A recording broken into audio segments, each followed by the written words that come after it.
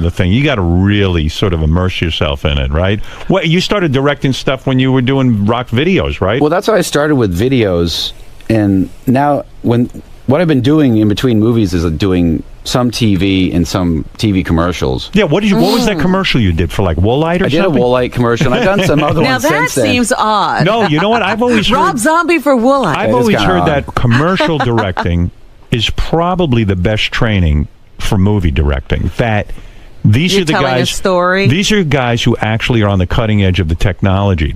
Because commercials, they put up a lot of money for them, and you can experiment, right? Well, what's good about what I like about commercials is it feels like, it'd be like if you did a tour and you played one show a year, right. And after that show you'd be like, that was a terrible show.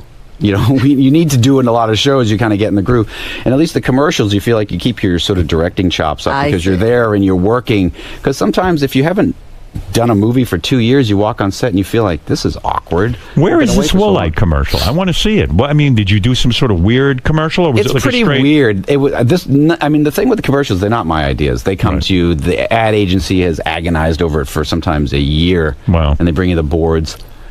But it's it's all over YouTube for sure. But I'll check it out. Yeah, it's pretty. But what I liked about it, they wanted to do something, of course, that was like scary. Right. It's a pretty weird Woolite commercial. It looks like a guy's dragging a dead body through a field. For Woolite? For Woolite. Wow. How weird.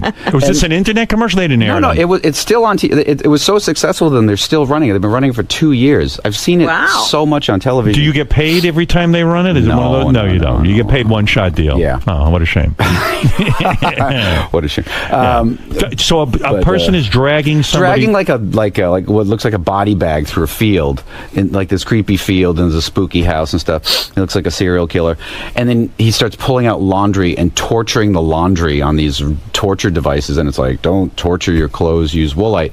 But at the end of the commercial, there's all the nice stuff, like the pretty people wearing their nice clothes. Yeah. That was the stuff that was fun to film because it was so easy. Are you becoming the guy who they go to for horror movies and stuff? I mean, are you only going to be a horror movie director?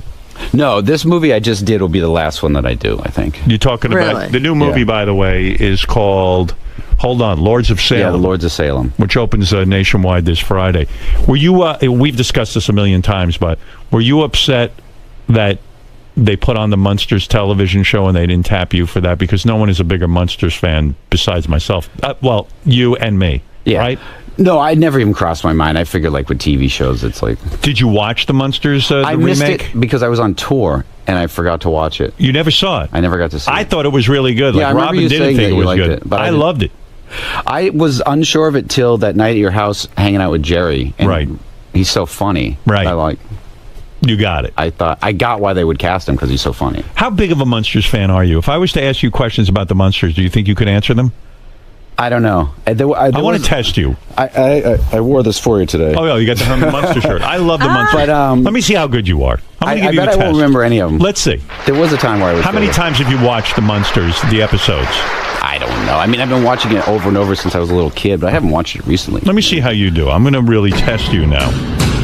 Let's call this the Munsters game. Okay. With my special guest, Rob Zombie. Right. All right, here we go. You ready? I don't know. Herman drove the Munster coach. What was the name of Grandpa's coffin car? Well, that's easy. Dragula. Dragula, of course. I start you off. That's one. You got it right. That'd be nice. I don't get that one. All right. Of course, you wrote a song called Dragula. Yes. All right. Softball question. There were two actresses who played Marilyn. Name them. There was first Beverly Owen, who quit after 13 episodes because she wanted to be with her boyfriend, who died, and that didn't go anywhere. And then Pat Priest replaced her. Excellent. That is correct. Which, it's funny as a kid when they would always do that, you wouldn't even notice. You'd be like, why does she look weird now? Yeah, and it was weird, too, because the original Marilyn was young, and then the one they got second was like an old 44-year-old woman. I think she was only 30. 30-something. But back then it was old. But at least she was blonde. You could always tell the first one. I think she was always wearing a wig because she'd always wear like a... And Beverly Owen had to leave because her boyfriend lived in New York. Yeah. She marries the fucking guy, gives up the Munsters, and guess what? They got a divorce. Yeah. Yeah. All right. She could be at a convention signing pictures of herself from 40 years ago right now. What was the name of Grandpa's pet bat? I assume it was Igor. Correct. What do you mean you assume it was Igor? That was the first thing that popped in my head, but I wasn't. All right. Now, here's a good one. Let me see how good you are. Okay. What was the name of the funeral parlor that Herman worked at? Gateman, Goodman, and Graves, I think. Oh, my God. Beautiful. Gateman, Woodbury, and Graves. Yeah. I'm Look very at you. impressed. What was the name of Herman's twin brother? That I don't think I'm going to remember. Come on, you can pull this out. His twin brother. Herman had a twin brother. Yeah. He was all like, he was always wearing an ascot. Right. I can't think Herman's brother wore an ascot? He was more refined than Herman. Starts with a C. I can't think of it right now. Charlie. Okay. How do you not know that? But that was the name of the episode, too, he was on. Something with the name Charlie in it. In the episode entitled... Monsterologist. In the end, listen, this guy's good. Rob comes to my house and we sit and watch Munsters. Oh, my God. On the big screen, though. On the big screen. I got a big screen. He built the Is it screening room so we can watch the Munsters. Yeah, it was Is so it much different? fun. And it was weird because Jimmy Kimmel was over, and I think I don't know that Jimmy's that into the Munsters. Jimmy doesn't dig the Munsters. But he wanted to bond with us, so he sat and watched the Munsters with us. Because we were insane. In the episode entitled Herman the Rookie, what baseball team did Herman try out for? Oh, good question. I haven't seen that episode in a long time. I don't know, was it the Dodgers? That is correct. Yeah. Look at you. that was a guess, though. Don't you remember? Because I forget who was in the episode. But some episodes, was Sandy Koufax the episode? Yeah. What was the name of Eddie's doll? Oh, that was Woof Woof. Correct, Woof Woof. Look at the ear was always coming off. Wow. My God, you spent a lot of time. Oh, well, you think Rob had a life? If there wasn't for rock music, he'd still be in his room watching. You ever think about that? Like what you'd be doing if it wasn't for rock music? Like it would. Well, yeah, it would be sad because I remember having that moment. I think you ever have that moment where you're like, you might only be 21, but I had no job. I had got kicked out of college, and I remember sitting in my crappy apartment in New Jersey thinking, well, you did it. You're a loser. With nothing in sight, like, you did it. You're a loser. What was the college? Parsons School of Design. Yeah. You got kicked out? Well, I would never go. So my grades got so low, they kicked me out. Did your parents pay for it, or did you pay for it? Well, no, they paid for it. I since paid them back. But were they livid? Like, hey, we're paying for this. I think they were relieved. I mean, they didn't pay beyond what I went. So yeah, but I'm just saying, they're paying for it, and they have this son who, like isn't even going to class, and they're probably like, why the hell are you making us pay for this thing? Well, I'm sure for many years, I was a horrible disappointment. What were you thinking not going to class? Why? I was thinking that I moved from a boring town, and I was in New York City, and it was more fun to go to Danceteria all night long than to get up and go to class. You went to a place called Danceteria? Yeah, remember that place? But you didn't dance. No, it was just called Danceteria for whatever reason. It was a cheesy name, but... it was 4 or 5 floors, and it was a great place. And you get laid there? No. Did you have the whole beard and the whole look? No, I don't. I was pretty young. I don't think my beard would have grown then. In high school, were you happening at all? Were you getting laid, or were you just like kind of a loser? What are we doing right now? What do you mean? You're reading me questions about the Munsters. Oh. Doesn't that answer the other question you just asked me? Yeah, right, okay. How old were you when you first got a woman? I don't know, 16 maybe? 16? Oh, so you weren't doing so bad. Well, when you're 16, it seems horrible. I guess I think it should be like 14. What was the name of the old ring Eddie found in the attic that carried a terrible curse? Oh, yeah. That was...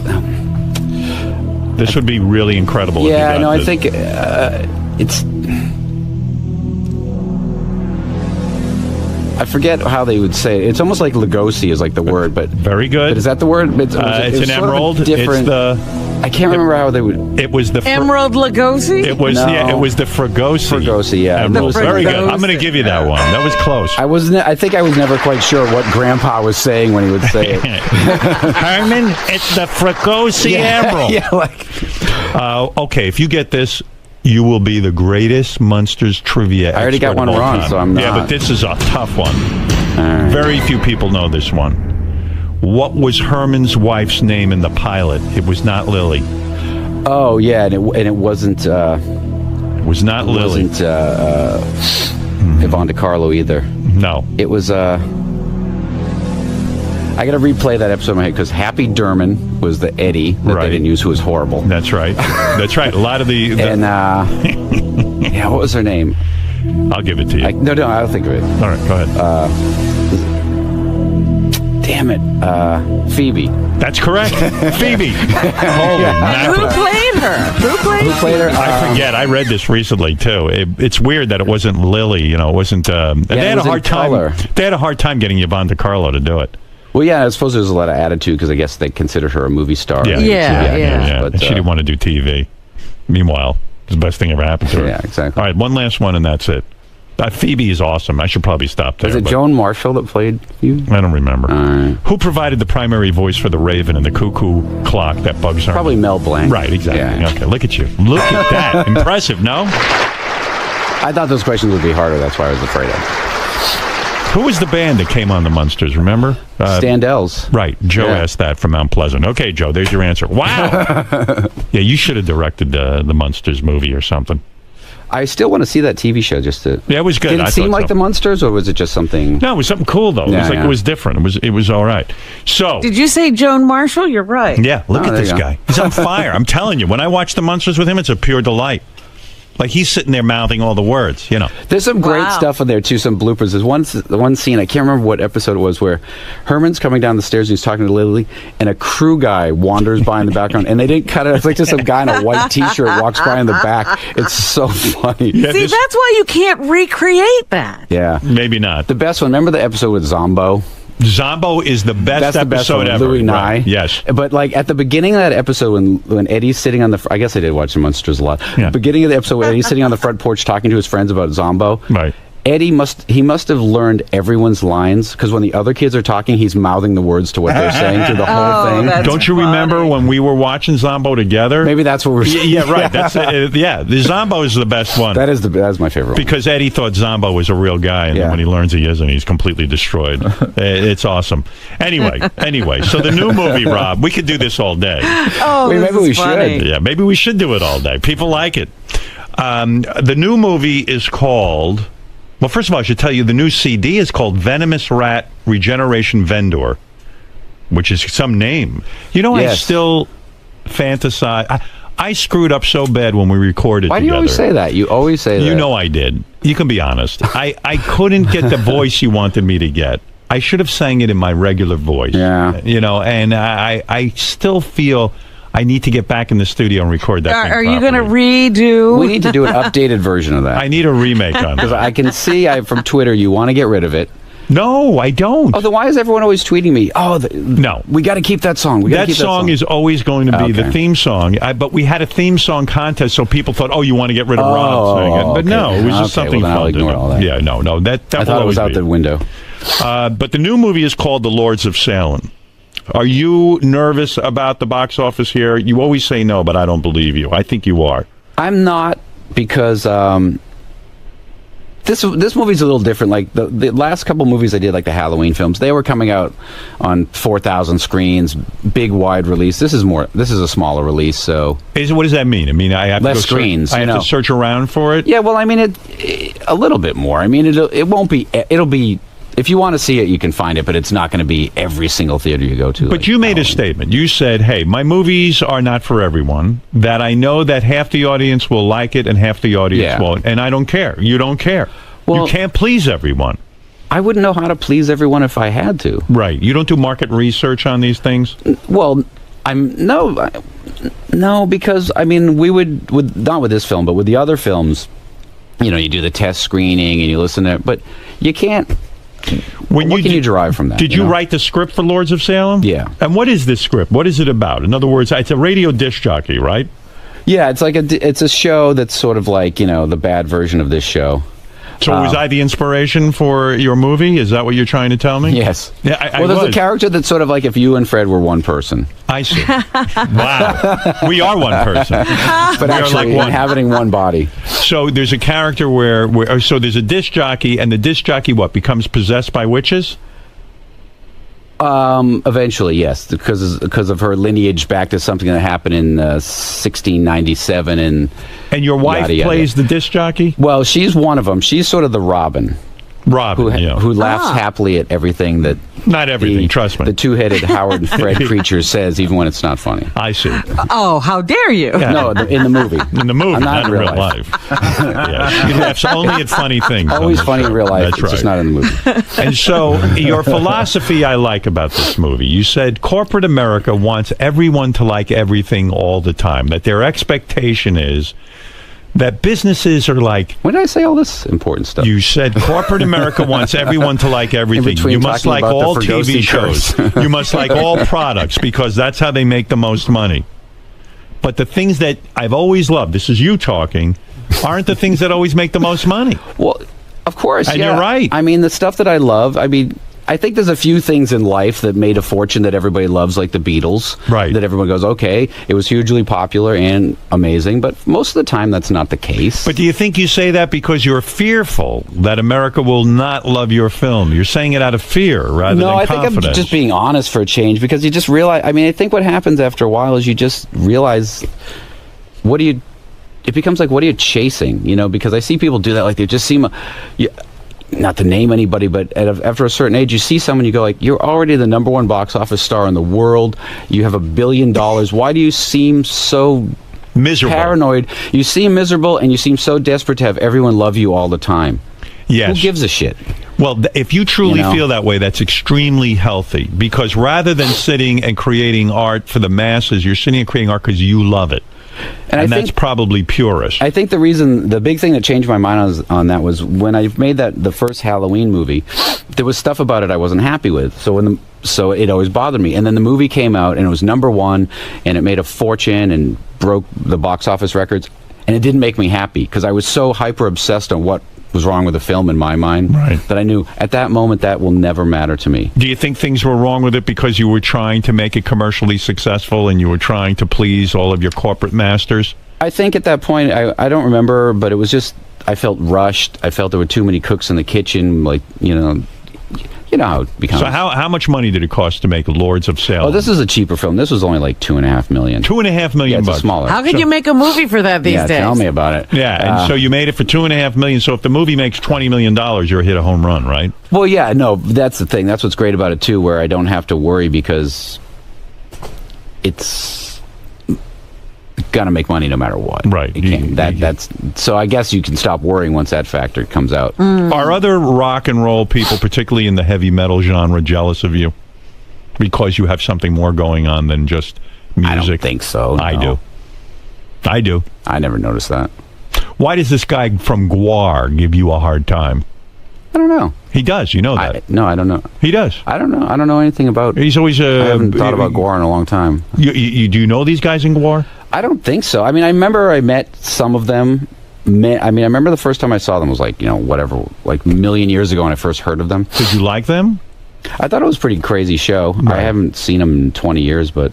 Are they still I know around? I've met somebody in the band. I know there's certain people that I have met that I don't think are in the band anymore, but, I see. Something I thought about. These guys in Gwar want to direct a Woolite commercial, and they see you getting all this work. Well, that's when it happens, That's right. It's the things like that. So what is the next move in terms of being a movie director? I know you put out the new album. That's out now. Then you've got this movie, Lords of Salem. What's the next move in terms of movies if you're not doing horror movies? Well, the next movie that I'm doing is this movie called The Broad Street Bullies. This is the hockey movie? The hockey movie, yeah.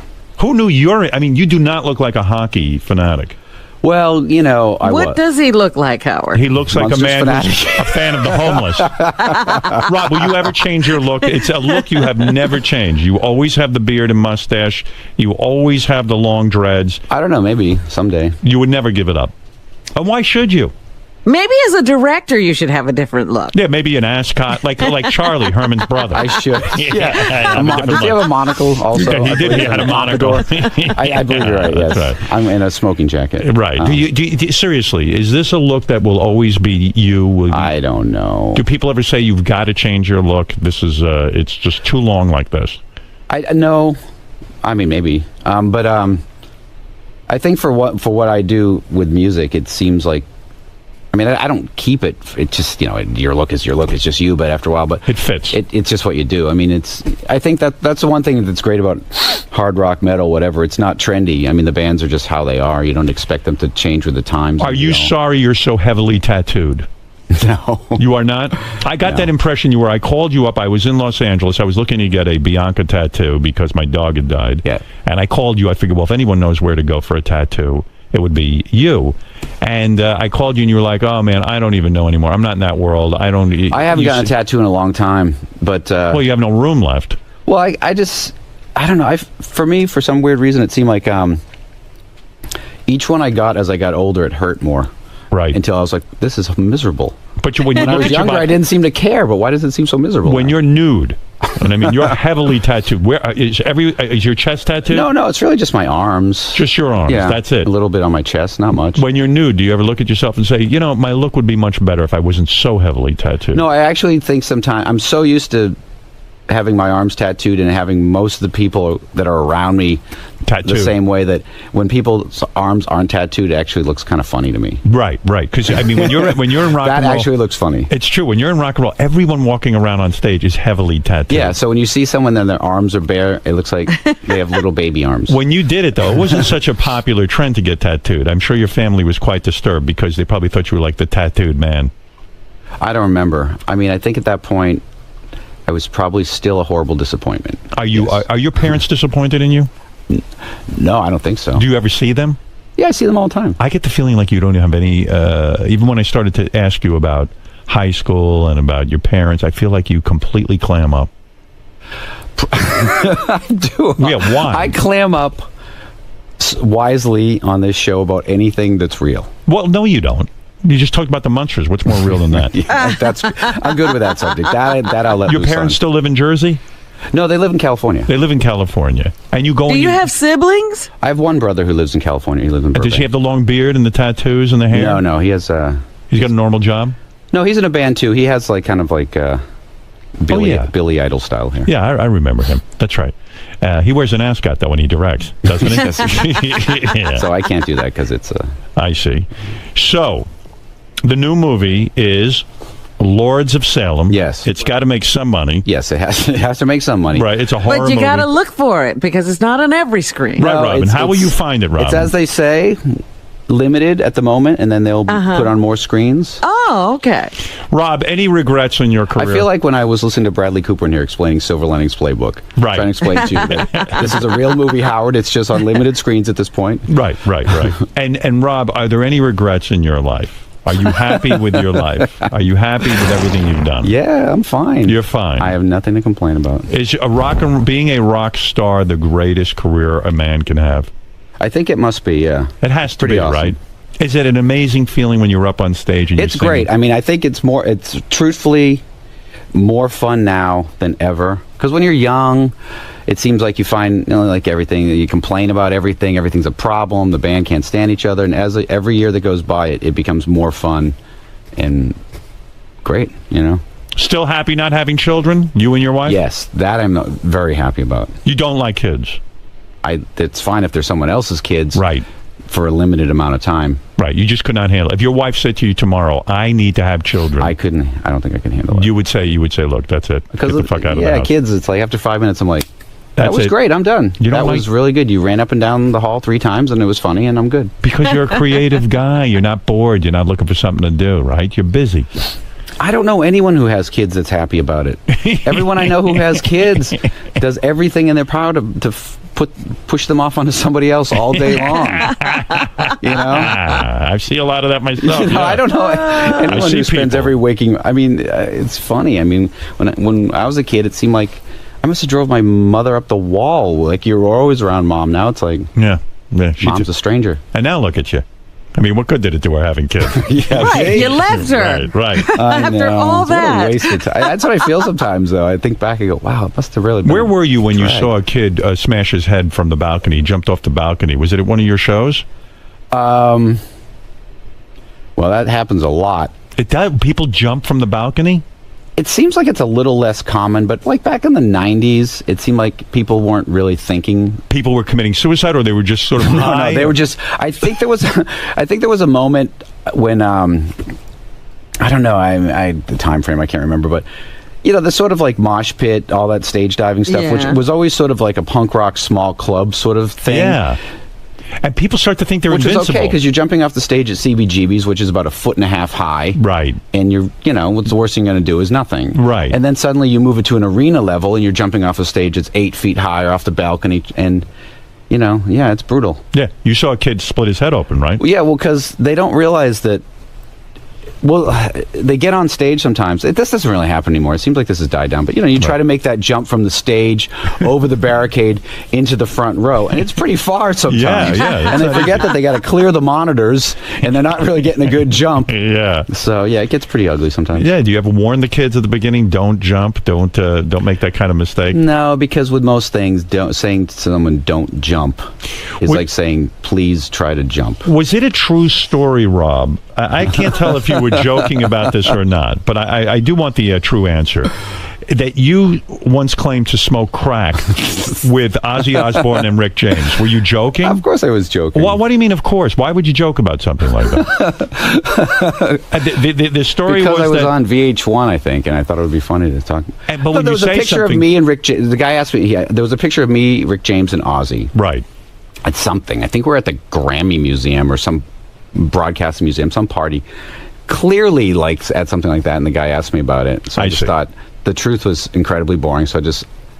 You made it up. And I thought it was pretty obvious I was joking, but... You've never done drugs? Not like that. Smoke weed? Not really, no. Shrooms? No. Acid? Well, what drugs did you do? Hash, a little hash. Hash oil? I don't really like it. It's not for you, right? I don't like it. Do you drink at all? Not really anymore. I don't think I've ever seen you drink. Have I? At your house, yes. You do? You do drink? You have a little wine or something. I don't like it I don't really anymore. I would, but I don't like that feeling of not being in control of my brain. It really bothers me. You ever do Zycam? That's what I'm on right now. That's what Howard's doing the show on today. What do you do when you have a cold coming on and you have to go out on tour? And you're got to go on stage. What do you do? Oh, that's the worst. Yeah. Because this is going to be a horrible show. And it's going to blow your voice out. Yeah, and you just want to apologize to the audience in advance. Right. It doesn't happen very often, though. Wow. I almost never get sick. Is that right? Yeah. Well, try doing America's Got Talent and then a radio show and you'll get sick, believe me. You're around too many people. Doing shows and today, making movies. Do you know why you're complaining about radio and America's Got Talent? Do you know why you don't get sick? I'll tell you why. You don't stress out. You're like, hey, I made a movie. Eat healthy, though, and I think that does matter. It seems like a wasteful thing sometimes, but it really seems to make a difference. What does it mean, eat healthy? Everyone has a different definition of that. What are you eating? Well, I don't eat meat. I stopped eating meat like in high school. Right. Red meat. All meat. All meat. I don't eat any meat. I don't eat any dairy. No cheese? No cheese. No. No chicken? Just total vegan diet. What about fish? No fish. No fish? No fish. You're a vegan? How come I don't know that? I've fed you many times. You've had him at your house what I was eating, though. I really don't. You know what? I totally... I go through that little line of food in the kitchen. I go, what am I going to have here? Oh, why didn't you say you were vegan? Who knew? Because being a vegan's a pain in the ass for everybody. It is. It's such a pain in the ass. I'll never be back to your house. No kidding. Why did you become a vegan? Was it a moral thing? Like you felt wrong? Well, at first it was just a vegetarian thing. Yeah. Which I was. Right. And then, because, when I stopped eating all that, then, when you're 18, you're not thinking about health stuff because you feel healthy. But now it's a total health thing. It is. Yeah. Because you love animals. Yeah, I just feel bad about it, which I guess people think is stupid. But your wonderful dog died recently. Yes, that was horrible. Right before I came to your house the other day. Yeah, Dracula. Yeah. What a great name for a dog. That was a great dog. Dracula was a good boy.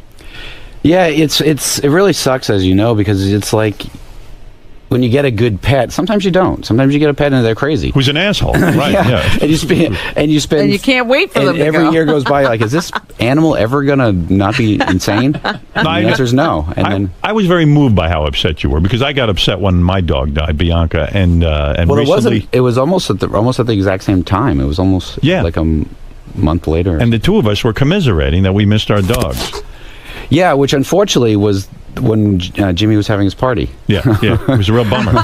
You were a real drag. You two were all bummed out. That's right. Yeah. When the Jimmies were having their party. Yeah, you know. Yes. Not only did my dog Bianca Robin die, did quite a bit but of my singing dog that night. My other dog Oh, Java recently died just a couple of weeks ago. Really? You didn't Yes. tell us Java I died. know. I don't even like talking about it. Oh, dear. You had another dog? I had another dog when I was married to, you know. Oh. I And never met that dog. Java. Yeah, you never met Java. Yeah. Wonderful dog. Java lasted a long time. I would say, Java, come! And Java would come. How old was Java? Java was already like, I think, 15 or something like Wow. that. Yeah, something crazy. Yeah. Yeah, well, lived you had a long time. bulldog and I had a pug, and they're kind of in the same boat. They don't live Yeah, they that don't long. last long. Although, I think when people think Rob Zombie, they don't think he cares about dogs or anything. You know, I think they think you're an anarchist and a horrible person, right? I always find that the people that seem the craziest are always the ones who care about animals the most, and the people that are like, seem like they're so compassionate don't care. Right. But I have another dog now that I got. Godzilla. Yeah, I got as a puppy when Dracula was still alive. And the funny thing is, he's grown up now, and it seems like it's Dracula again. Godzilla has really become a mensch. In other words, Godzilla behaves himself and doesn't really... Sometimes. He's still a puppy. He's still a kind of spastic puppy. But, it's like it's turning into the same dog almost. It's kind of weird. So it makes it... Because I feel bad for you because you didn't... I have 4 cats. Yeah, you become a cat guy. I'm going to get I'll get a dog. Cats are good, though. My cats don't do well with dogs. They just, I don't know. They were okay. And now I got 4 of them. But they were already grown when you got them, right? You didn't get kittens. No. Yeah, that's fine. All right. As you're rescuing them. Well, everyone's tuning out. Though, as long as you're not forcing Godzilla to be Dracula, and you're being fair with him. All right, look. Let Godzilla be Godzilla. Yeah, well, right. Let Godzilla be his own person. I'll take that message home with me. That's right. Well, look. And how is your beautiful wife? She's good. She's the star of the movie. She did not come with me because she's like, I didn't want to get up early. Is that right? Is she that jaded that she doesn't want to be on a radio show because she doesn't want to get up early? I don't think it's jaded. I think it's just, I always love looking at her. Nobody wants to get up early. That's a good-looking woman. Yes, I got lucky there. I'm good. Sure did. How long have you been with her now? Well, let's see. Well, let's count over 20 years. 20 years. Yeah. Been totally faithful. Yeah, it's awesome. Look at you. No desires to... Boy, you seem like a guy who's got everything under control. The eating, the eating, the pets. The women. The attitude. You never got tempted on the road? I don't like being around people that much. And the way I always look at it is like if you found one person... that you can tolerate. That's great, because most of the time, Do you ever get sick of her? Do you ever get mad at her? Well, everybody argues about stuff sometimes. You argue with your wife? Sometimes. Yeah. Not that much. I wonder what you're arguing not that about. Much. Yeah. What could you be arguing about? I don't know. It's always something ridiculous. Right. It's always something that ends with me going, I don't understand what we're arguing about. Right. What is this again? Hey, Brandon, you're on the air in Fredericksburg, Virginia. We're here with Rob Zombie. What's happening? Hey, bro. I love Rob. I love White Zombie. I've seen him 3 times, but man, Rob is just sniffing and snarling. Or Yeah, what are you sniffing? You got a cold or something? You're sniffing a lot today. I don't think that's me. No, that's you. You go like this every couple of minutes. Yeah. What's going on, Rob? I don't know. I guess I feel like I got to blow my nose or something. You want a tissue? Don't blow your nose here. I don't want Rob blowing his nose, so you just have to put up with it. I feel a little out of it, though. You're a little out of it today? Who isn't? And the Lords of Salem book is in stores now. There's a book? There's a book. You wrote it? Yes, it's a novelization of the film. Except it's actually the film we didn't make. Oh, it's different from the film. Well, it was based on the movie I thought I was going to make till I realized how much money I had to make the movie. Right. Who gives you the money? Who gives you the $2.5 million? It was I can't think of the name of the company. Oh my goodness! You're such a great promoter. Who cares? Nobody goes to the movies because of who gave me the money. I'm just curious how you put that together. But you'd think that you're thinking of the next guy, and he wants you to know who he is. Yeah, maybe I remember his name. I want someone to give me $2.5 million. I want to be able to remember and I can his name. forget them. Yeah. Oh my God. Seems like a long time ago. Well, Do you are you a fan of Walking Dead and some of this new stuff that's on TV, Rob? I watched Veep. Veep? I'm watching that. It's good. Yeah, that's very funny. Yeah. You watch Veep? Yeah. You don't watch Walking Dead? I had never seen it until about a week ago. It's fantastic. You're kidding. No, see, I never watch anything like that. But Veep, yeah. But Walking Dead, you didn't like? That was good. Yeah, not crazy about it. Not really. You don't watch Dexter? You Game of Thrones? Never seen Game of Thrones. The fuck are you doing with your life? Not watching a lot of TV, I guess. I mean, of all the shows to watch, Veep. I mean, hysterical, though. Yeah, no, I it think is it's funny. hysterical, yeah. I watched that, all those. Oh, yeah, you like those that? Are good. Yeah, you watch those on Netflix? Yeah, blaze through those. And Munsters. And that's it. Munsters. I finally watched Breaking Bad, How great was that? I've decided I'm not... Oh, Girls. Girls is great. But I don't watch shows until they win Golden Globes. Right. Well, good. Yeah, Wait. so let America decide. Do you watch Mad Men? Let Walking Dead I've never seen Mad Men. I've never seen it either. I'm thinking of maybe sure watching it's great, but I'm just catching up on MASH as we speak. MASH. Oh, you're way into it. All right, listen. Who knows what Rob's up to? What happens to Radar? Does Radar go home? I don't want to tell you. I don't want to ruin Robin, don't spoil it for me. Yeah. I know how you like to give away the endings. I know. I'm a spoiler. Radar gets blown up. All right. Well, anyway, Rob Zombie, everybody. He told you about what happened with Marilyn Manson. He told you about his new album. He told you about his new movie. Told you about the Munsters. Answered all the Munsters questions. Only got like one wrong. Pretty one or two. That's not bad. Those are tough. I should have quizzed you, see what you know. I am not good with the trivia. No? No. I bet you are. You just don't remember. I mean, I love the Munsters, but I wouldn't know names and stuff. You're real good at it.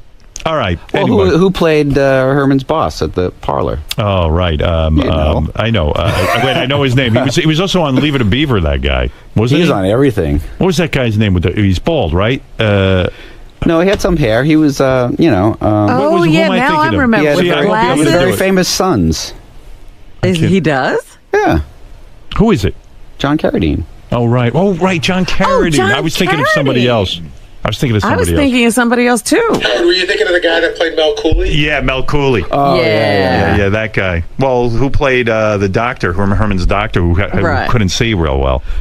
Well, it was Dom DeLuise, right? It was, wasn't it Paul Lynde? But I think they changed. One time he went, it was Dom DeLuise. I think, well, maybe it was when he... Oh, maybe it was Dom DeLuise. When he got into the accident and his face turned normal. Right. Wasn't it Dom DeLuise? No, I think that was Paul Lynde. Dr. Dudley, is that what it was? Yeah, because then he can see, he puts his glasses on, he sees Herman all normal, and then he takes his glasses off, and he thought Herman came in with a pet animal because Herman's arm was all hairy. He didn't know. All right, look, we got to take a break. Rob, thank you for coming in Thank today. you for having me. When are you going to grow up, Rob? I don't know. When I come in here and don't talk about the Munsters, I guess. All right, we'll be back right after these words. Thanks, Rob. Thank you. All right. So, Rob, at a certain point during the interview, you guys talked about commercialism in America and how everyone wants everyone to love everything. Yeah. Howard's been a total counterculture guy from the way he approaches his show and interviews and everything like that. Why do you think he's been able to be commercially successful as well? Well, I think that the thing that people forget is there's a lot of fucking people in the world. So even if half of them hate you, you can still be huge. So that's the thing. That's kind of what I mean when I say being non-commercial doesn't mean you have to be doing something that appeals to nobody. But so, Howard can be as outrageous and crazy his whole career as he's been and is groundbreaking and have, he always would have a lot of people that would hate him, but just as many people love him. And because of that, you can still be huge. Right. I think what I really meant was, see, there's that sort of quest where they feel like everyone must love it. In order for that, you get stuff that's so bland because you're trying to get little kids to like it and grandparents to like it. And at the end of the day, you've had that feeling. I'm sure you see a TV show or watch a movie going, who is it that in their attempt to make everyone love this, no one loves it because it's so bland it has no point of view. So I guess that's kind of what I meant. I don't remember even saying anything. I think Howard said it, but you've done thousands of interviews over your career. What separates Howard from the rest of them? Well, it's always different. I mean, for me, it's really different because at this point now, because I've known him for a long time, and you're friends. So I'm always very guarded in interviews. I don't really want to talk about anything that isn't just specific, work-related type questions. But with Howard, it sort of veers off that. So it's sort of comfortably guarded. So you tell him stuff you would never talk about in a million years, but at the same time, obviously people get very open. I get half open.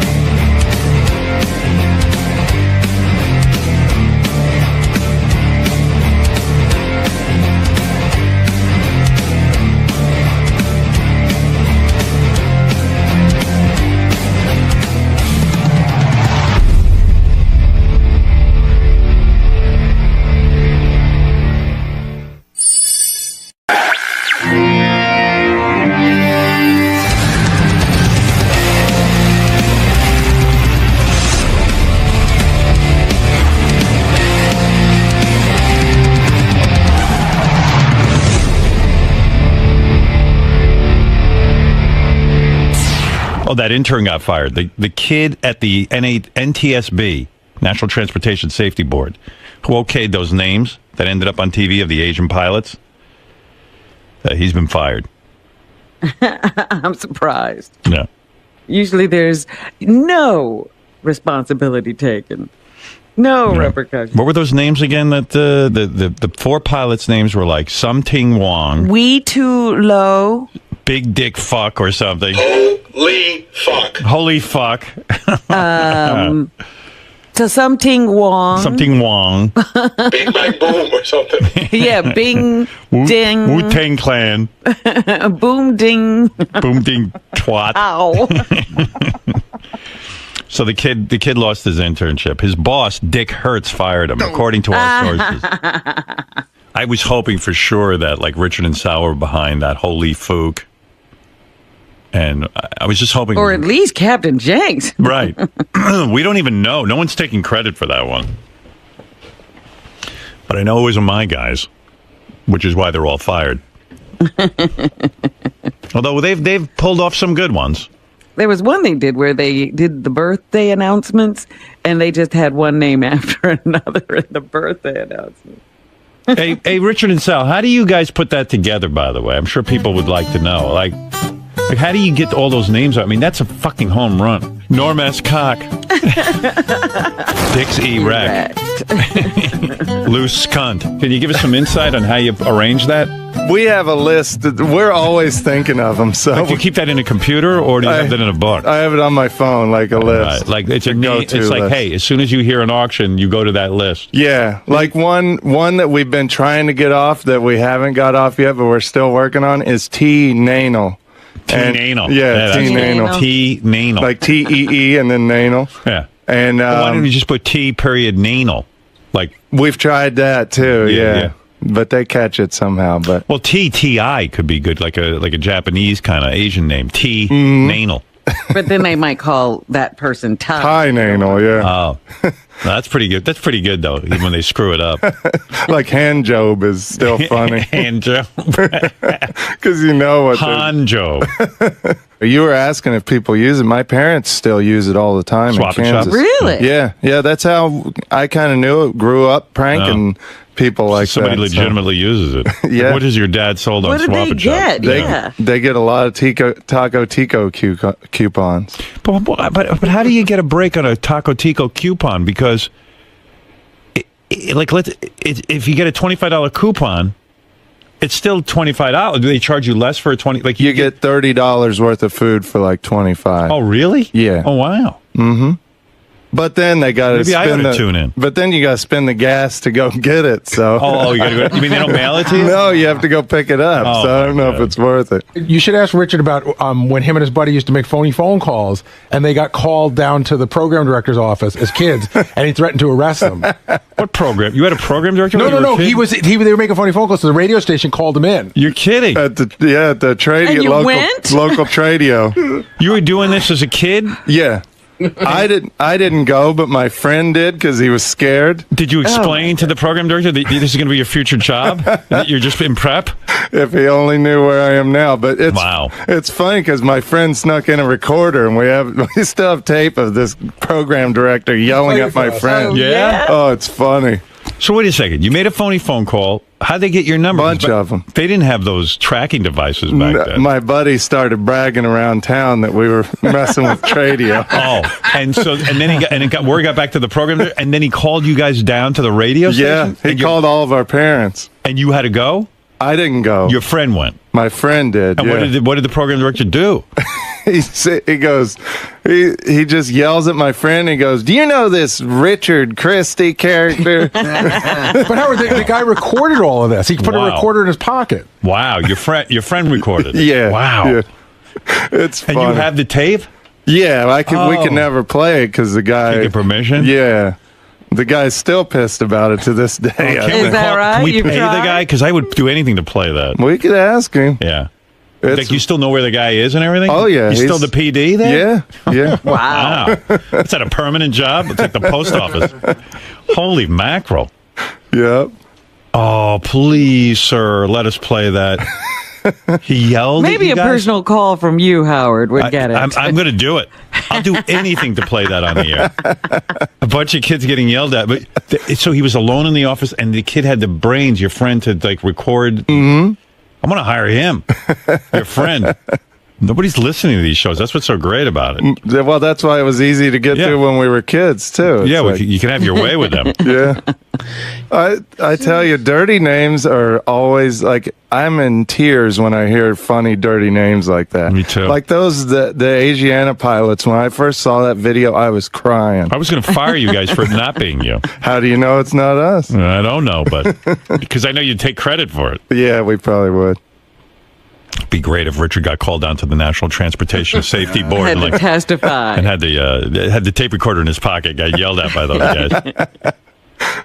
What's this one? Sal pranks Gary about booking Metallica. What's that? Yeah, when you said Metallica's coming in, which I am so freaking psyched for. Right. Sal pranked Gary years ago about Metallica coming into play. Did you? Yeah, when I used to call him a horse-toothed jackass back in 1996. Let me see. Howard Search, may I help you? Gary? No, he's on the phone. May I take a message? Tell him it's Cliff Bernstein on the phone from Q Prime Management. Hey, Metallica. Yeah, April 15th. They're in town? Yep. What are they doing? Letterman. No kidding. Yep. No kidding. And they want to come on? Yep. Oh, that's great. I mean, what Can we do it or what? Yeah, absolutely. April 15th? Yep. Listen, we have a song parody, too, we can do on the show. Wait a second. What's your partner's name? It's called Horse-Tooth Jackass. See, that's not that good, though. Back in the day. Because... that was when I was a beginner. Work. Yeah, you've gotten Early better. Work. Yeah. But we have a whole database, Howard, about right here, about 15 pages of all the dirty words, the dirty names that we go to when we make these phony phone calls. Give me the name that you're dying to get on the air that you haven't so far. Well, one is Herb Eversmells. Ever smells. That's a tough one. And we did Gabe Bathhouse, but now we're trying to do Gabe Boy Toucher. Yeah, Gabe Oi Toucher. I don't know if we've done Lou Sasshole either. Yeah, that's a good one. We have a Lou Sasshole. Yeah, Lou Lou Sasshole. Dixon B. Tweener Legs. These are the ones we've been trying to get off. Right. How can people listen to that and not just be in tears laughing when they hear a name like that? Some people get so mad. It's like one of my favorites is Droopy Balls. We called the guy with that one. Droopy Balls. 100-year-old Droopy Balls. Our show. I got to tell you how fucked up our show is. Like, I've put together a seminar where everyone is going to get together and just talk phony phone calls. Right. A phony phone call summit. A summit. Because I was thinking the other day, so we need a summit where everyone just goes and brainstorms phony phone calls. Yeah. That's our work. That's awesome. I mean, yeah. So we're just having a whole day of phony phone call seminar. That's like our heaven for Richard and myself. I know. Led up by these two idiots. I love where the heads of the wow, what a job, you know. Like when you got called down to that PD's office. Yeah. Who knew one day your job would be to like hold seminars and teach people how to make phony phone calls? The cops came. The cops had to pull my dad off of me one time for when I prank called my religion teacher. What do you mean? When I was a kid, I used to prank call my religion teacher. I used to go to the supermarket next door. And how did the cops get involved? She started taping it. Right. And then she figured I was my voice, and she handed it over to the police because I wanted phone sex from my religion teacher. And then when the cops showed up... So my dad goes, can I talk to my son in the back? And he sent me in the back, and my dad jumped on me and started beating the shit out of me. So the cops had to arrest him. Well, they pulled him off, and they calmed him down. And they said, we think it's settled.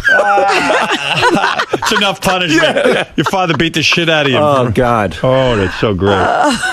Did he goes, punch you and He stuff? goes, can I talk to my son, please? I'll be right back. Yeah, calmly, right? Yeah. He took me out back, I guess, so they wouldn't see me. And I think my mom started screaming, and the cops came, and they pulled my dad off of me. It's the best day of Sal's life. Like he'd never been paid attention to by his father before. But what was I thinking? A prank call my religion teacher. And she fucking identified your voice, you idiot. Yeah, and I lived down the block from her. Such an asshole. Like, what did you do? Like, call up with phone sex? Yeah, I just said, what are you wearing? And drop your pants. And it was a little voice. Hello? Yeah. And I called from a payphone at a supermarket next door to my dad's pizza place. How old are you? Oh, I think I was 12 years old. I would just go into my dad's cash register and steal up a whole pile of quarters, go right to the payphone. See, that doesn't sound like a prank call to me. It sounds like he was turned really on. Yeah, right. Do it, yeah. There was no prank. There was no joke. Yeah, he really wasn't. I don't know. The prank was on you when your dad got a hold of you. Stupid ass me. I used to call the pharmacy in Roosevelt, Long Island, and pretend to be a girl having sex with him. Like, why wouldn't I call a girl? I'm calling a guy. Yeah, Sal improved on your method. My pussy is very wet. I want to meet you outside the pharmacy. What time do you get off? Do you have some? And I didn't even understand the concept of rubbers. Like, so I was like, do you have scumbags? He goes, yeah, I got some scum. I wish I could play this on the air. He goes, yeah, I got some scumbags. The guy was a nice guy. He knew we were fucking idiots. Right. But he was like, yeah, baby. He goes, I got some scumbags. What kind of scumbags you got? You got extra large scumbags? He go, yeah, that's what I wear, extra large scumbags. Well, when I meet you out back in the alley, I want you to put on one of those extra large scumbags.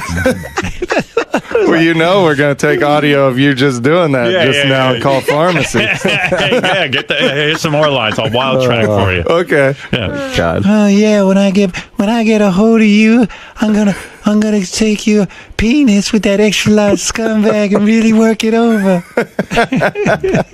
I'm really so. He goes, oh yeah, what do you look like? I got big 36 double D's.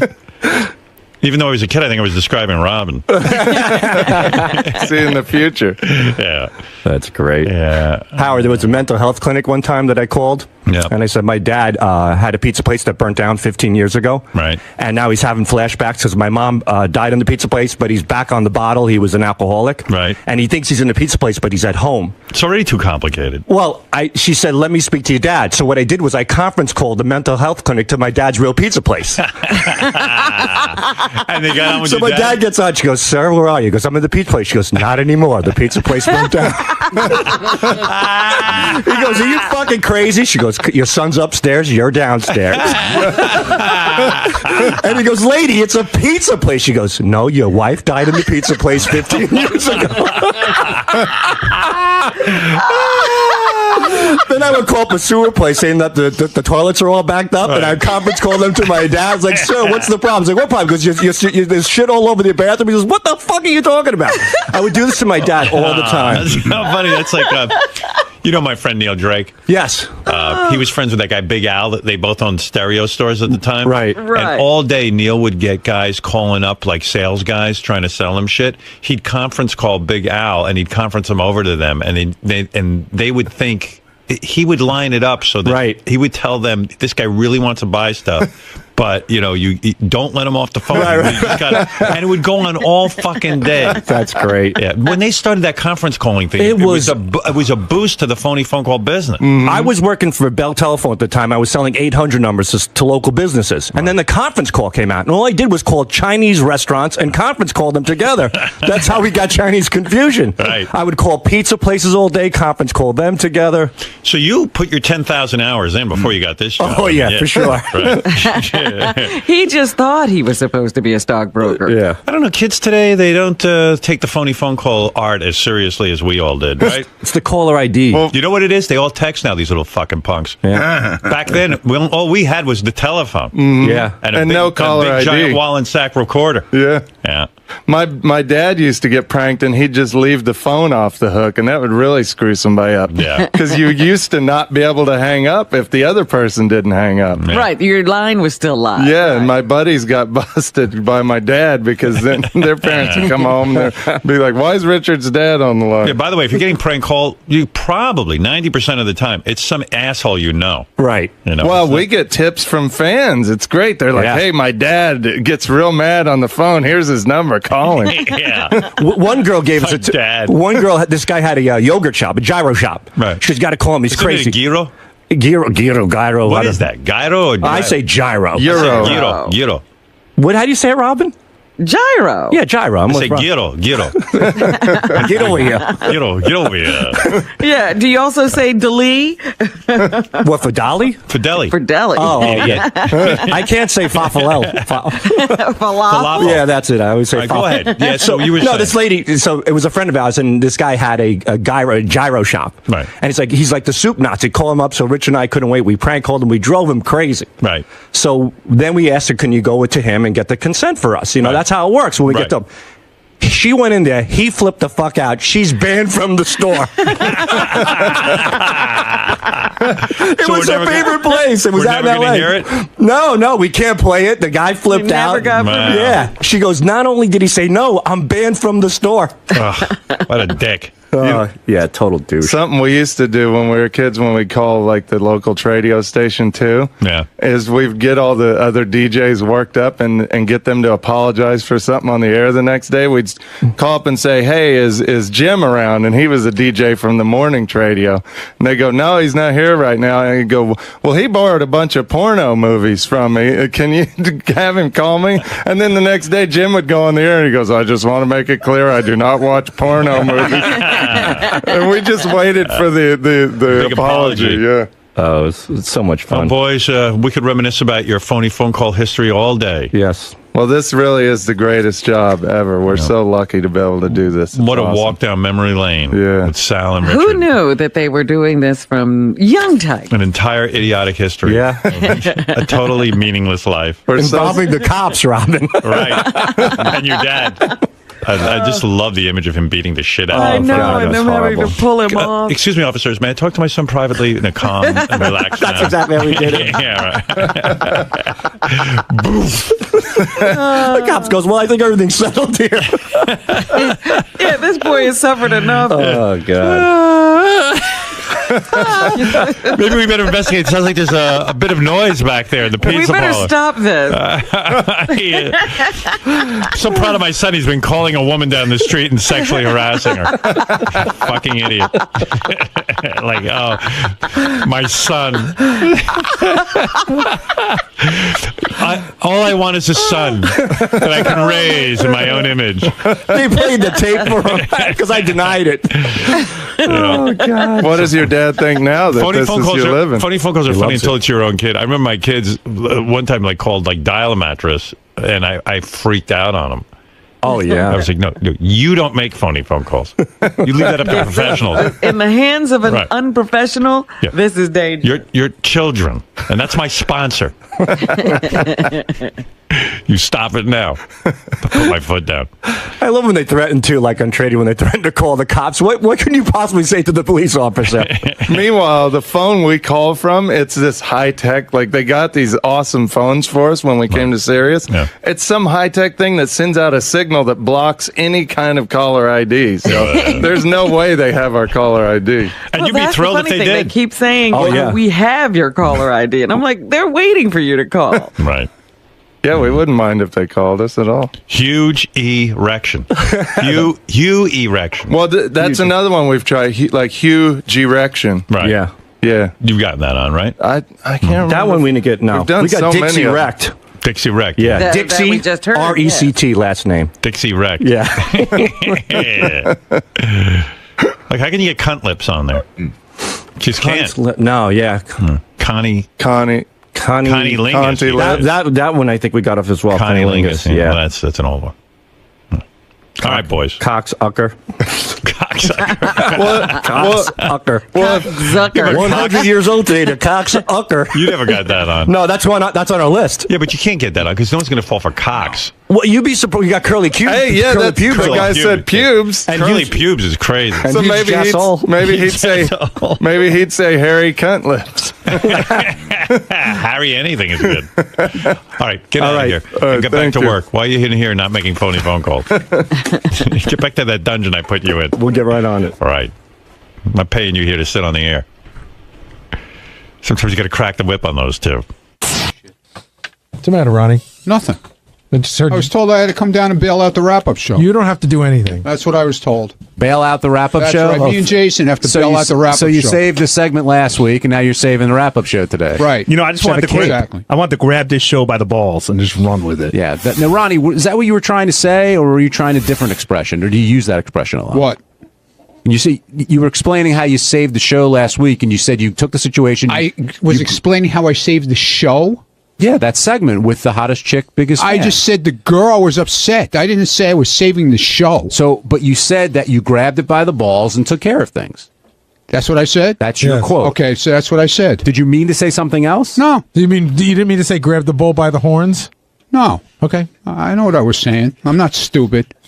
When you went in today, you were fired up, though. Were you pissed off at Gary because you thought Gary gave the okay for what you did last week? No, Gary knew what I was doing. He says I didn't know what I was doing. You didn't tell I said to you I was going to help the girl. And I told Jason also. Jason was thrilled with it. Both Gary and the girl Jason, was all happy. Both Gary and Jason say that you told them after the fact. Right.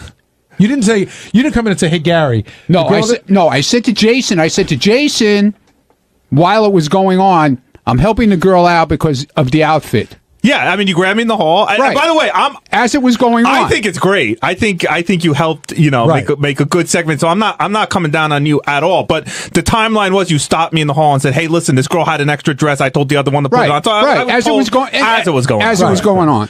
But if you didn't see him in the hallway, he would know after the fact as well. Right. And it was weird because, I tried to be the producer, in the beginning of the segment when she first showed up, she was practically in tears. Right. And she was like, I don't want to go on, blah, blah, blah. So I took her aside and I just said, I think you look great. I think you came all the way out here. You have a chance to win $5,000. I think you're going to kick everyone, gave her like a little pep talk and she seemed to feel better about that. But I do think getting the dress and the shoes really, So which one of you guys saved the segment? Oh, I'm not taking credit for saving the segment at all. Well, it sounds like you had a lot to do with it, too. No, gee, I'm sorry. No, I was just trying to make her feel better. No, but I think that's what I'm saying. You did. I think that had a lot to do with it. Sure. So it was Ronnie and I saved the segment together. No, I think that girl, Amy, who won, she was in a bad spot, and Ronnie and I helped her. But no, Ronnie didn't clear anything with me or you before he started doing all Jason, this it sounds like you saved it emotionally, whereas Ronnie saved it physically. Although you said that she got more confidence when you dressed her up. I think I did a B to B plus job, and Ronnie did an A to A plus job, and I think the combo of the both of us helped. What were you upset about today going in? Because you can't do anything right here. Come on, you really believe that? Honestly, you think that? Yeah. Why would you still be here if you didn't do anything? Why am I getting yelled at for something that I made something better? But see, it's a funny thing. You weren't getting yelled at. Yeah, I was getting yelled. He's out of his mind. He was just asking you. I heard him before I walked in. I'm out of my mind. Can we give Ronnie some credit for keeping up the Batman mustache? I didn't notice that until right now, but you're trimming it. I mean, that's still Batman. Still Batman. Yeah, nothing grew in. Just a different shade, right? Yeah, just a different shade of bat. Yeah, different shade of bat. It's a negative of Batman. But you always say you can never do anything right. Look, everybody gets picked on for when they... I don't care, so I get picked on. It's like everything else. You get picked on around here. It's part of the deal. But you do care. Yeah, but I care, but I don't care. But you do care. Yell at me all you want, but you know what? I'm still going to be here. Are you not talking about your new car because you don't want to talk about it, or because John Lieberman I was like to break John's balls. Yeah, that's what I thought. Like with the pace car that time, remember? I saw Ronnie's car. I thought it was awesome. I couldn't tell you what kind it is because I'm not a car guy. Right. I really don't know. But he had it out a couple weekends ago, and it looked cool. See, I think you do care a lot, but you don't want to show that you care. So you say, oh, I don't care. But I think you do care. You take a lot of pride in your work. Listen, it doesn't matter. It doesn't matter. It doesn't matter. It doesn't matter. Like she says, it doesn't matter. Do you feel that way, Gary? About what? Well, what Ronnie's saying, he's like, no matter what he does, it doesn't matter. He's still going to get, busted on. I think that there's a degree of sort of goofing with Ronnie a little bit, but I think that Ronnie sometimes doesn't feel the good-natured goofing. It's all the same. With good-natured poking and yelling at him, you get the same reaction out of him. Do you feel that way? Like some people are kind of joking and having a good time, while others maybe mean more what they're saying when they're breaking your balls? Pretty much. So who do you think means it more versus just kidding around having a good time? Well, I think Gary means it a lot of times. What do you mean? Means what? Like when you got on the box this morning, or I didn't know anything about it. But I didn't. But you did know about it. No, I didn't. I knew about it after the fact. Okay, but you still knew about it. I know, but it's not like I committed murder. And nobody said you did. You got all mad. Gary, this is exactly how it went. Because nobody ever. Whenever anything goes down here, nobody will run in, even if they'll say it outside the door. Okay, if they say it outside the door, they will not go inside and stand up for you ever. Here's what happened this morning. It's very simple. No matter what. Howard asked you about it. You said Gary knew exactly what I was doing, and I said no, I didn't. Which is, I think, a fact. But you knew about it. It's not after like you the didn't fact. know about it. No. We all knew about it after the fact. All right, whatever. But that's it. But I wasn't giving you a hard time. I'm saying I didn't know about it. You think Gary's lying? No, I don't. I'm not saying he's lying, but he did know about it. He doesn't have your back at one point. At some point. Gary just didn't have your back. I mean, that's what you're saying. Like, Gary could have easily put the fire out by saying, "Yeah, Howard, I was on top of it." But that's like sort of good-natured ball busting. But it also makes me look bad when Howard's giving you a hard time about something, and you what you really did is you threw it back on me. So where's my back? You're like, Gary knew, like hot potato. Ronnie, where do you come down on? Could you vote for Anthony Weiner after hearing all about this? Definitely. Why? Why not? What did he do wrong? Well, it's not about nothing about his political career. He did something wrong, and then he said he's never going to do it again, and then he did it again. Yeah, but he's hanging out with chicks. What's wrong with that? Well, he's married and he's got an infant. Well, he's an idiot for that, but I mean, it's got nothing to do with his. When he was in office, supposedly he was a great guy. He did a lot of good for people. I thought he was a very good politician, but I will say this: people like, there's no way he can get elected. They have videotape of Marion Barry smoking crack, and he became mayor of Washington again. I think crack got his job back. I think he can get elected. I absolutely do. Well, the thing is, the thing that most people don't understand is that unless somebody gets 40% of the vote, which it doesn't look like anybody's going to get, it's a runoff. All he has to do is come in second. Yep. Now he comes in second against this probably Christine Quinn. Right, and she's not that endearing to some people, right? And then it becomes like the lesser two evils. He could totally win. It doesn't make you think twice about him because he said he was reformed and he just got caught doing it again. He could win the Democratic primary, but do you think he could win against a strong Republican candidate?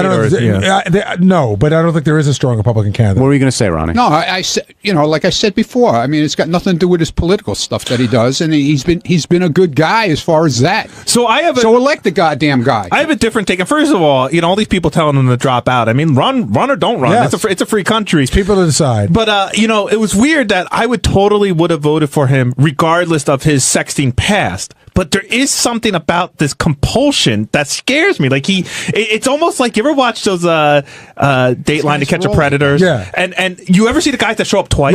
Yes. Like that's almost like what he's like. And you're like, dude, what the fuck? How many of these guys are like that, though? I mean, probably I'm sure there's so many scandals going on. Let me ask the more important question. Which is the goof for your name? Carlos Danger or the Badass? First of all, you can go to howardstern.com/news and vote on our poll and give us your answer. I have an answer. I have an answer to it. It's the Badass. Why? Oh, that's so funny. I guess it's if you see, I think you have to see who each one is representing. And when you see that JD is the badass and you realize he's not a badass, it's funny. Here's why I think it's Carlos Danger.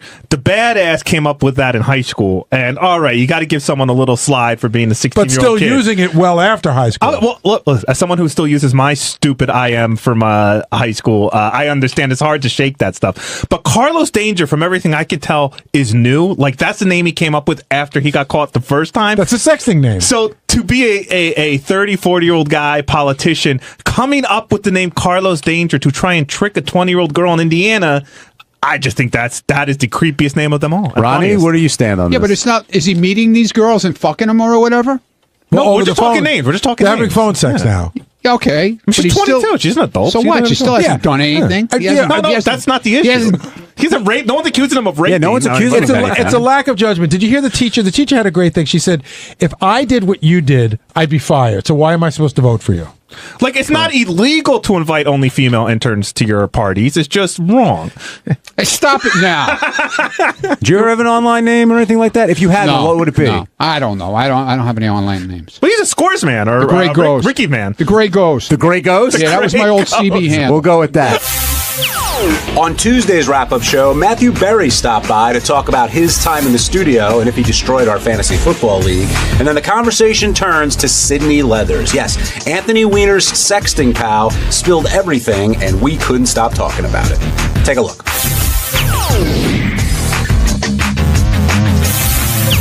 Will is the former commissioner of our fantasy league, and as it came up on the interview today, part of the reason he's not commissioner anymore is because of Matthew, who's sitting to my right, and just it's a lot of work putting together a league, which Will also, always does on the weekends and during our off time. Yes. But there's a lot of headaches that come with it, and now Jason has become the acting commissioner. Now, what does that mean, by the way? Somebody said he's the acting commissioner? Yeah, he pretends to be the commissioner. But who's going to be the commissioner? Jason, because nobody else wants to do it. And also, I heard that he was lobbying for this, Gary, a long time ago.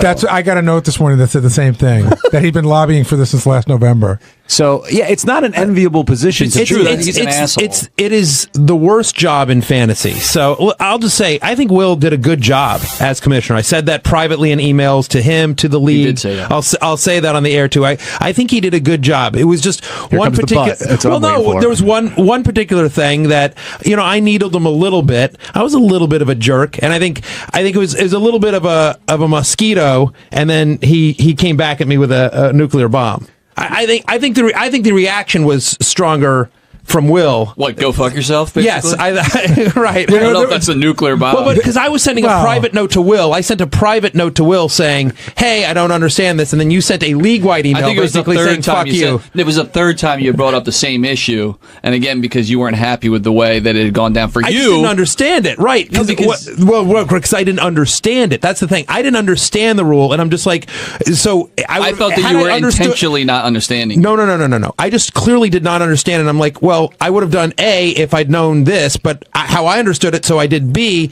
And I said, like, am I the only one? And then everyone else in the league were like, oh, no, we don't understand this rule either. So everyone in the league didn't understand it. No, that's not true. It's just Jason didn't understand it because he loves you. JD didn't John Hine gave a perfectly good explanation of what the rule was. Then at the end of his email where he explained it says, I think that's right. Am I right, Will? Like, he wasn't even 100% sure. Well, again, not my problem anymore. It's all Jason. Because I don't want to deal with this. Yeah, I got to say, there was a 3-day period where every morning we came in and Will was just like, you know what? I don't fucking need this. Exactly. I don't want to be irritated over fantasy fucking football. It's not my life like it is other people. It does. It drives me nuts because I'm trying to do a good thing for people. Right. Like, I don't have the free time to go spend doing dealing with other people's bullshit in the league.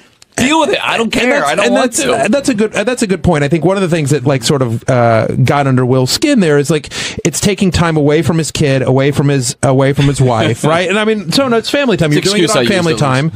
And so I get that. I do get that, and I said to Will, and I think he did a really good job.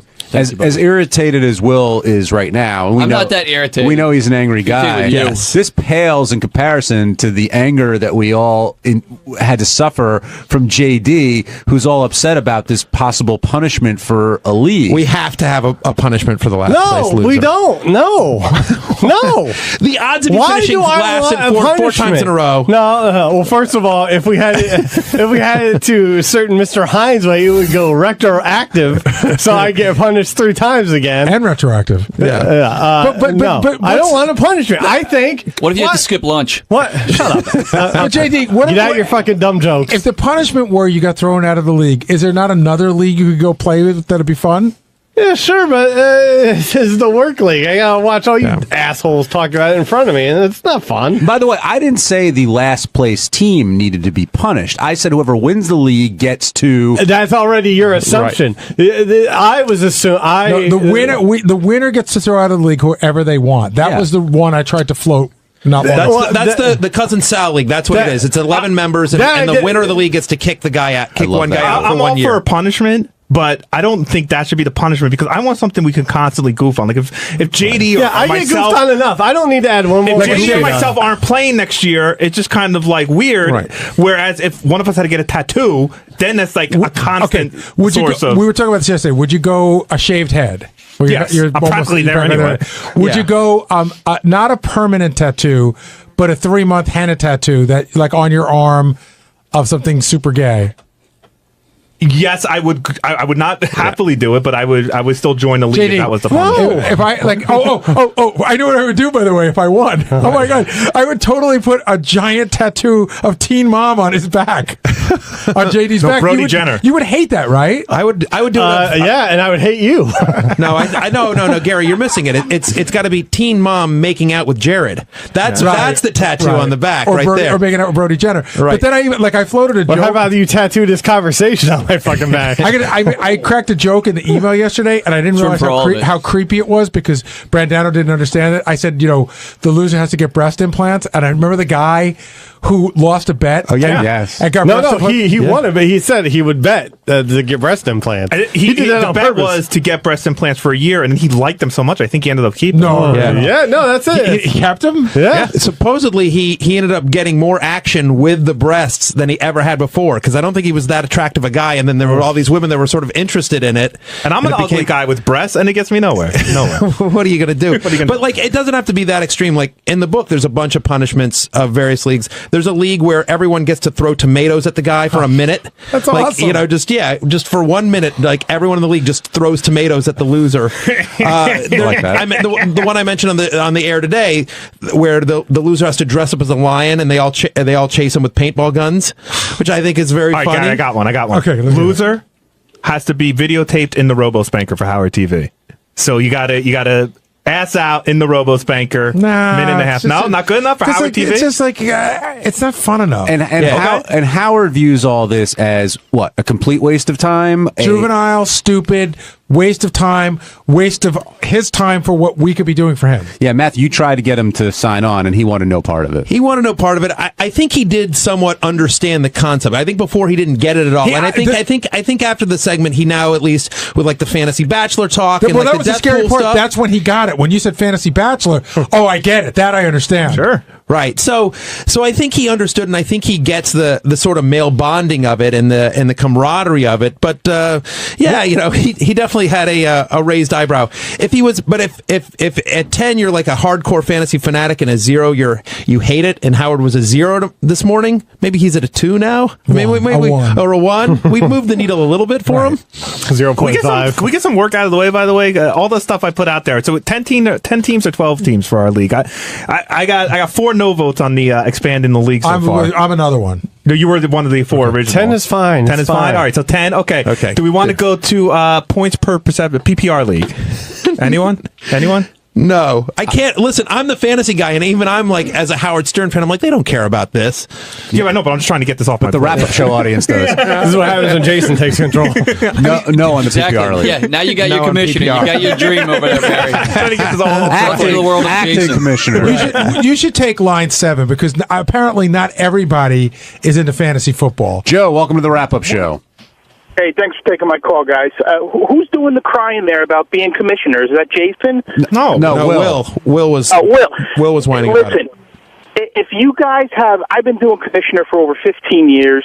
I run a website for fantasy sports. By the way, Matt, all the accolades you get is well worth it. I've known you since you were the talented Mr. Roto. But if you got good rules, being a commissioner is not a big deal. The league will run itself. So. Yeah, we tweaked the rules a little bit, no doubt about it. But I thought they were for the better. I think most people liked actually the way the rules were. But, No, after the whole dust-up that we were talking about, the rules got changed a little bit, and I think everyone was happy. Yeah, I mean, you're probably right. So it ultimately ended up working out. And Will and I became closer. Listen, we're Cuse boys. We're Cuse boys. We can never be enemies. Boys. That's very true. That was another thing that Will was getting really irritated about when Jerry O'Connell was in the league. I was trying to explain to Howard today. I would be like, well, what's going on with my pick? It's like, I don't know. Fucking Jerry won't answer me. He's on the West Coast. He's not answering me. And it would slow everything down. Real quick, we go in an order and it's not automated. So we have to wait for the person before you to pick before you can move on. And Jerry was taking so long, we had to institute a 24-hour policy that if you didn't make a pick in 24 hours, we moved on. And even that was a long wait because he'd take the full 24 hours. It was a lot of waiting. Scott Salem felt he was misrepresented today on the show. That's another thing I was going to talk about. So what do we give? 3 minutes, 4 minutes, 5 minutes per pick? Yeah. If you need the full 5 minutes in the first round, there's something wrong with you, right? One stat I wanted to bring up, but I thought it would just be too sort of nerdy for Howard's audience, but it's hilarious. So last year, Scott Salem had Calvin Johnson, literally the best wide receiver in the NFL, and he led the NFL in targets last year. So he got the best NFL wide receiver, got the most throws to him, and yet he was tackled at the 1 yard line 5 times. Most in the NFL, he was tackled inside the opponent's 5 yard line 8 times. So it's just like, you want to talk about back cloud.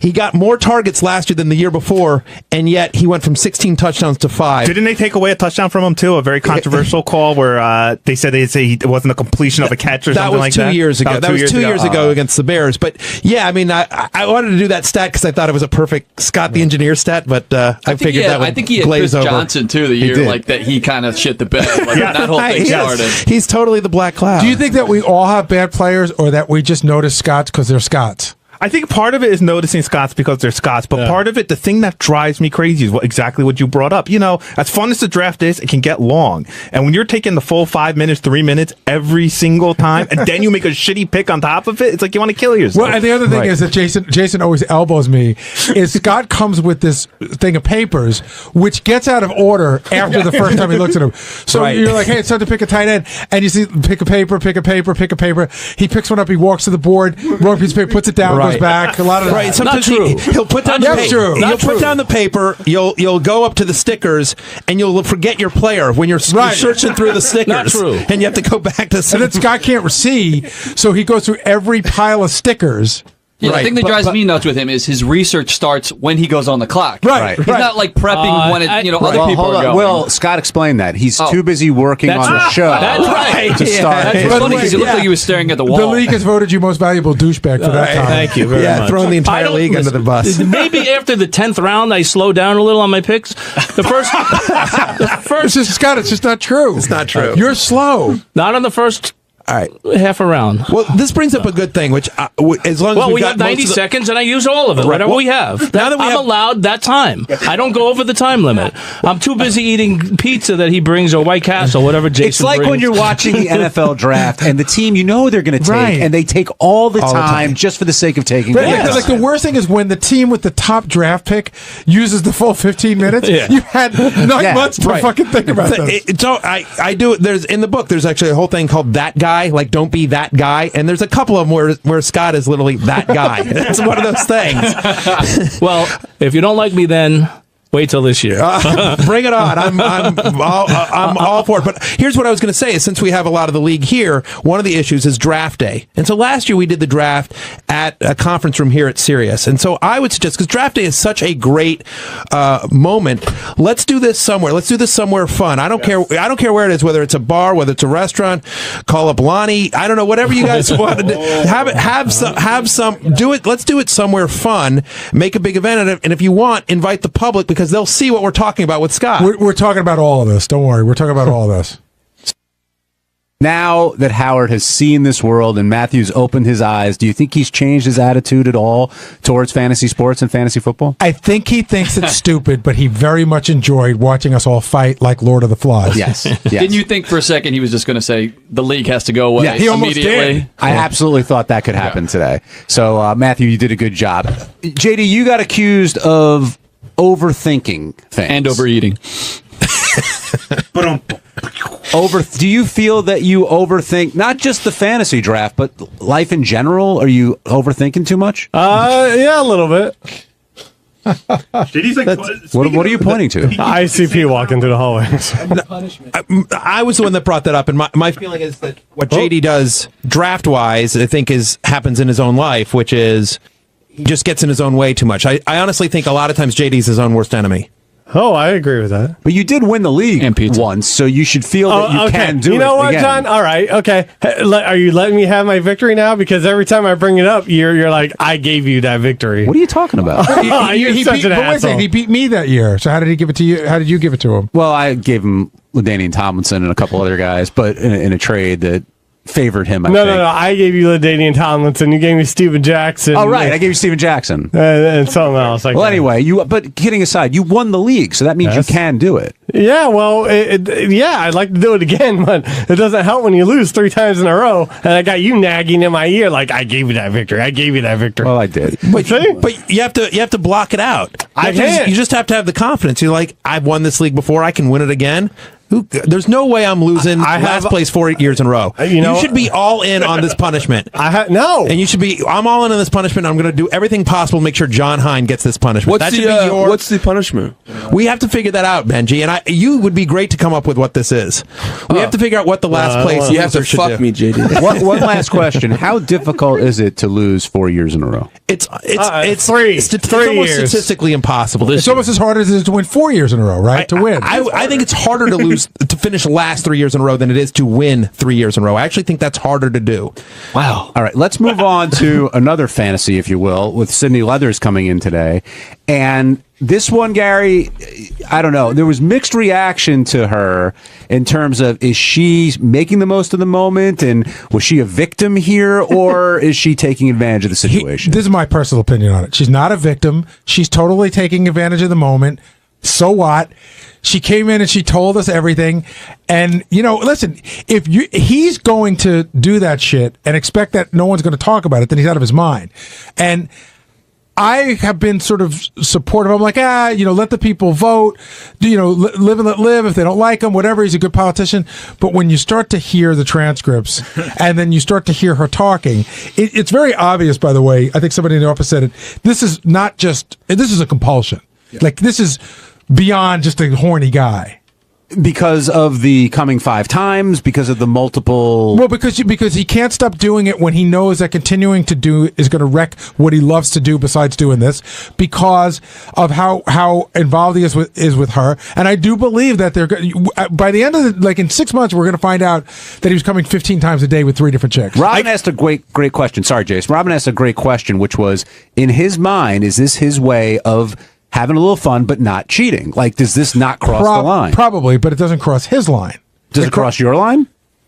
Here's the line that I put up. If my wife knew I was doing it, would she be mad about it? And the answer is yes, so it has crossed the line. Yeah, it bulldozes through the line then. Jace? I think it's crossing the line, just the amount of time and effort he put into it. I mean, forget the sexting. That is like a major amount of time he's not spending with his family, so he could be on the phone with this girl or doing whatever. But it sounds like he's on for like a minute. It sounds like he spent 4 minutes in a day. I don't know, man. There was a lot of thoughts in those emails. Right. It just seems like he's very involved. But I was comparing it the other day to the Chris Hansen To Catch a Predator series, because sometimes you see guys show up twice. Like, they get caught twice. And I always think, wow, that's like a real compulsion. That means you can't help yourself. And that's kind of what this reminds me of. And is it all about being worshipped? That's what she said. That's really what he's looking for. Like, he just wants someone fawning all over him and thinking he's the man. No, I think he just wants to get off. But it was how he got off. That's true. It was it was a lot of deference to him. Howard said this. We were at a dinner once. Believe it or not, I'll just leave it at that. But Howard once said that he put it into words, and he said it today on the show. Also, it's like, and it really struck me, and it strikes me about food like this too. Like how much sex do you need? So to me that really struck me. It's like, it's not just an actual like hunger for sex. It's just like this, like you guys, the word compulsion. And because I know I do that with overeating. Like, I'm not hungry. I just want to stuff myself. I want to stuff myself. And I think that's the kind of feeling he has. Yeah, I used to think Sex Addiction was bullshit, but when I see guys like this, I don't think it's bullshit. Yeah, I get the sense that it's less about sex and more about ego. Sort of to your point, John, and what Benji's saying as well, right? Yeah, more about his ego. Why do you think she fell in love with him? I don't think she fell in love with him. I think it's a great thing to say. I think she, one of the things that she said today that I thought was very disingenuous that made me laugh is, he would call me up and then he would like jerk off and come, and I would just be like, ooh. And then I want to say, but you continue to take his call. Yeah. Like, ooh means like, ooh, don't fucking call me anymore. I'm not buying that ew either. But I think you're a 21-year-old girl. You got, a senator or whatever he was, texting you. I do think that as much as I hate to say like she was a child, because a 21-year-old is an adult, I do think a young woman in that mindset could certainly get swept up in a older, more powerful man paying attention to her. I think she's got a little bit of what he's got going on as far as the hunger for fame. Gary, talk a little bit about the coverage that was going on outside of our compound. Well, there were a lot of people waiting for her downstairs. There were a lot of news crews and stuff. I didn't realize, Will and I talked about it last week. We weren't even sure what was going to happen. That Gina chick, she brings a lot of people to the show. So she's, she understands the power of the show. When we booked her, I think we booked her on Friday. She already done the TV thing. I just sort of figured she'd be everywhere, and then we talked to her. I had no idea that she wasn't doing anything except for that TV show and then us. And then it was like JD was talking last night. I'm watching Channel 11 News. It's the lead story. The guy starts by talking about she'll be on the Howard Stern show tomorrow. They're shooting in front of our building, and then he ends the story by, well, we'll see how this turns out when she talks to Howard Stern tomorrow. Yeah, it was on Entertainment Tonight. It was on CNN. It was everywhere. And CW11 was plugging it every hour that she's coming on the show. This is the biggest deal since Donna Rice recreated the photo on the cover of the New York Post and sat on Howard's lap. Do you think when she as far as we know, like she gave the photos to that website, The Dirty, right? I think so. But she said anonymous at that point. Yeah. Was she already planning to be outed at that point, do you think, or hoping to be? I think if you're giving photos to a website called The Dirty... No, but she was... At that point, it was all blurred out, and she claims another website, which it did, that's how it played out on the web, like revealed her, like from the screenshot, from the blurred screenshots and everything. Why are you giving pictures to any website if you don't think there's a chance of being known? She says, and this is the part that I get a little... seems a little bit offensive to me, is like, it was... I think she might have really been sincere about, hey, this is not the guy that should be mayor, but I think she wanted it out there also that she was part of it. Yeah, I mean, I don't... listen, it's offensive when there's a couple and you're married and then one person comes and starts telling all the stories because you have a bond there. When two people are engaged in this kind of behavior, to me it seems like all bets are off. Does he drop out now, you think? Will he give in? I really do think Doug Goodstein was taking notes and he really felt that there's no way he can make it through the end of the day based on what was said. Well, he can't answer. I mean, if any reporter now is going to have a list of 30 questions based off today's show, I don't know how he's going to even talk about anything else. Do you think, okay, for let's say his long-term goal is to be a respected figurehead, politician or something, a liberal figurehead. Is it better for him to stay in or get out at this point? I don't think you can even think about what's better for the long run. I think you just have to think about what's going on right now. Yeah. He's got no shot. I mean, no. I know he has no shot of winning mayor. I'm not even saying that. I'm just saying in terms of being respected. Right. I think he will be back. No, but here, Benji, think about this. Think about Clinton, right? And regardless of what you think, Clinton has a lot of political fans, people who think he was a great president. Regardless of where you fought, there are a lot of people that feel that, and yet still, however many years later, you think of Clinton, and that's that's the joke. But Clinton is a very respected figure. Of course he was, but it's still part of his DNA. I don't think he'll lose. He won't lose. You know what I'm saying? Like, hold on, guys. Let's talk a little bit about Robin Quiver's birthday. It is August 8th, but we celebrated today, and a lot of greetings, a lot of blasts from the past, and Robin seemed to enjoy it, but I wasn't sure, Gary. Do you think she had a good time with I wasn't sure either. Like, at times she was like laughing, thought it was funny. Then at other times I thought she seemed moderately annoyed. But all in all, that's how somebody's birthday should be celebrated around here. I agree. If you leave happy, then we're not doing it right. And I thought the Peruvian shaman was quite excellent. That was great. That was great. He was just awesome, and what he was saying was awesome. Do you feel when your birthday comes around now, do you enjoy it, or is it like, okay, I'm getting a year older, and I'm not going to have too many more of these? It's like wow. I'm not. That's to everyone, not just to Gary. I'm not there yet, but it's sort of like not what it used to be. I think the whole big thing was like I hit my 40th, and that was great. Then I hit my 50th, and now it's like, I'm not looking like I was looking forward to hitting my 50th, thinking like, okay, I'm in pretty good shape. I still feel good. I got a good job and everything. But now 60 just means you're just flat out fucking old. Do you calculate like how much time you think you have left? Yes, all the time, every day. And where are you at? I'm thinking my Mendoza line is 80. So I always think like 80 is about what I aspire to get to. So I think to myself, okay, so that gives me 28 more years. And I always do everything like my dad was about the same age when he had me as I am when I had Jackson. So I sort of correlate, like I wonder what my dad was doing at this period, that sort of thing. JD cannot answer that question, by the way, Benji. He can't. I understand how he feels. I mean, it freaks me out too. I can talk about it, but it freaks me out. It freaks me out all the time. I think about it now that I've had daughters. Like that's the thing. Like now that I have children, like I think like I want to make sure I want to see them get married. I want to see them graduate college. I want to see their grandkids. Like you start thinking about that, and it freaks you out. Does it make you feel better at all about your own mortality that they're out there? Yes, but also like anytime I hear a story about like, he just passed away. He was 48, and you're like, oh my God, you know what I mean? Like you hear those stories all the time, and they freak me out all the time. Well, I'm going to get a little personal with you. I hope I'm not going to a strange place, but you're also you have twins that are fairly young. You have kids later in life, so are you like the older dad at a lot of stuff? Oh yeah. Which that's the other part that freaks me. Like I've done that math. Like so, I'm 43. My twins are a year and a half, right? So I'm just like, so I'm going to be like 60 when they're graduating college. You know that, like, right? So like if they get married at 30, right, you'll be 73, right? Yeah, like I've done all that math. Like okay, like all right, well if they get married young and they have kids, maybe like at 80, like I've done that math. No, I get it, and it's like it depresses me sometimes. It definitely freaks me out. Will, you just had a daughter. Do you feel the same way? Do you think that way? Not really. I mean, given my medical past. I really feel like I'm living on borrowed time. He's already way over, I really do feel that way. Way over the Mendoza line. Well, yeah, if I have a full life, I'll be really grateful. You legitimately thought at 15, 16. Absolutely. I had actual thoughts of that I'm going to die. So, that really changes your perspective, I think, a lot. That you're just like happy to be here. For those in the audience who don't know, because it does sound weird, Will, when he was younger, had cancer twice, correct? Well, I came out of remission, right? Yep. And so he had, the real thoughts about dying. Yep. And then he became our league commissioner. He wrote the show for, he really did. He wrote the show. Yeah, he wrote to the show. That's right.